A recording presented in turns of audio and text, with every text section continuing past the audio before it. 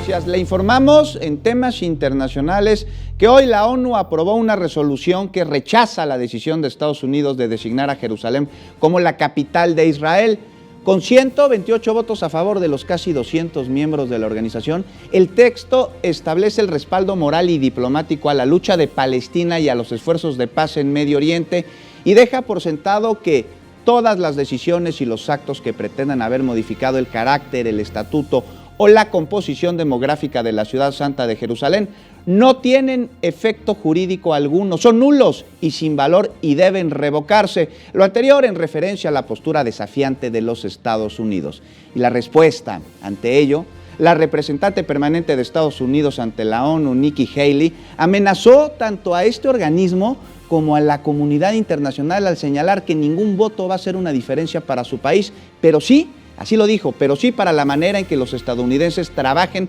con la Organización de las Naciones Unidas. En este sentido, dijo, la resolución es un insulto que no será olvidado y va a tener consecuencias tanto en los recursos que invierte Estados Unidos en la ONU como en el respaldo que ofrece a otras naciones.